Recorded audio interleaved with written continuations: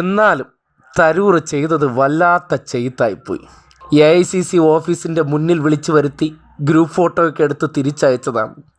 വന്ന് അങ്ങോട്ട് ഇറങ്ങണേന് മുന്നോടിയായിട്ട് പിണറായി വിജയനെക്കുറിച്ചൊരു ചോദ്യം വീണ്ടും ഇന്ത്യൻ എക്സ്പ്രസ് വിളിച്ച് ചോദിച്ചു.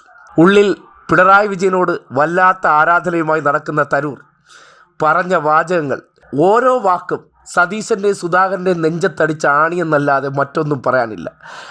ഇന്ത്യൻ രാഷ്ട്രീയത്തിലെ ഏറ്റവും വലിയ പ്രൊഫഷണലാണ്, എനിക്ക് ഏറ്റവും ഇഷ്ടപ്പെട്ട നേതാവ് കൂടിയാണ്. സഹിക്കൂ.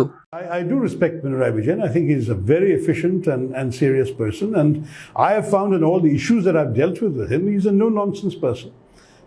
He knows the issues he's talking about, or he listens patiently if he doesn't know. And you can rely. If he gives you his word, it's done. If a particular problem must be attended to, he'll give it the focus it deserves.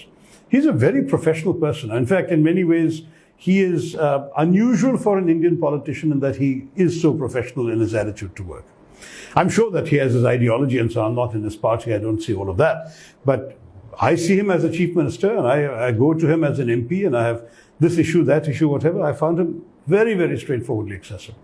And to discuss issues with, which I've done repeatedly, national issues, international issues, whatever, I found him very easy to talk to. I'm not saying that we agree with everything he stands for or embodies. Frankly, maybe Kerala could use some more of that. എങ്ങനെയെങ്കിലും പച്ച നുണകൾ ഉണ്ടാക്കി മാധ്യമങ്ങളിലൂടെ പൈസ കൊടുത്ത് പ്രചരിപ്പിച്ച് ആൾക്കാരെ തെറ്റിദ്ധരിപ്പിക്കാൻ വേണ്ടി പണിയെടുത്ത് വരുന്നതിൻ്റെ ഇടയിലാണ് ഇമാതിരി മനസാക്ഷിയില്ലാത്ത പ്രവർത്തനം ചെയ്തിരിക്കുന്നത്. ഇത്രയും വലിയൊരു പിണറായി ഫാൻ ചിലപ്പോൾ കേരളത്തിൽ തന്നെ ഉണ്ടാകില്ല. അതും കോൺഗ്രസിനകത്ത് നിന്നുകൊണ്ട് ഒരു വിശ്വപൗരൻ അദ്ദേഹത്തിനെ സർട്ടിഫൈ ചെയ്തിരിക്കുകയാണ്. ഓരോ വിഷയത്തിൽ അദ്ദേഹത്തിൻ്റെ സമീപനവും, ഓരോ വിഷയത്തിൽ കേൾക്കാനുള്ള ക്ഷമയും, അതിൽ ഇടപെടാനുള്ള ശേഷിയും, ഓരോന്ന് നടപ്പിലാക്കാനുള്ള ഇച്ഛാശക്തിയും ഉൾപ്പെടെ ഒരു പ്രൊഫഷണൽ ലീഡറാണെന്ന് ശശി തരൂർ സർട്ടിഫൈ ചെയ്യുമ്പോൾ ഇനി ഇവരെല്ലാം വായ്ത്താരി ഇടുന്നതിൽ വല്ല അർത്ഥവുമുണ്ടോ? ഇവർ ഇത്രയും കാലം അദ്ദേഹത്തെക്കുറിച്ച് പറഞ്ഞ കാര്യങ്ങൾ അപ്പാടെ റദ്ദാക്കി കളഞ്ഞിരിക്കുകയാണ്. എന്ത് ചെയ്യും മല്ലയ്യ, തേഞ്ഞൊട്ടിയല്ലോ എന്നാണ് ഇപ്പോൾ കോൺഗ്രസ് ക്യാമ്പിൽ നിന്ന് ഉയർന്നു കേൾക്കുന്നത്. എന്തായാലും കോൺഗ്രസ്സുകാർക്ക് മുഴുവൻ ഇതിൻ്റെ അർത്ഥം മനസ്സിലായിട്ടില്ല. ട്രാൻസ്ലേറ്റർമാരെയും തേടി ഓടി നടക്കുകയാണ്. എന്താണ് ഈ പറഞ്ഞിരിക്കുന്നതെന്നൊന്ന് മൊഴിമാറ്റി പറഞ്ഞു കൊടുക്കാൻ. കാര്യം തരൂറിൻ്റെ ലാംഗ്വേജാ കടുകട്ടി ലാംഗ്വേജും, ഒപ്പം ആ പ്രൊനൗൺസ് ചെയ്യുന്ന സ്റ്റൈല്, അത് പിന്നെ ഇന്ന് വരെ സുധാകരൻ അത് കേട്ടിട്ട് ഒരു വാക്ക് പിടികിട്ടിയിട്ടില്ല.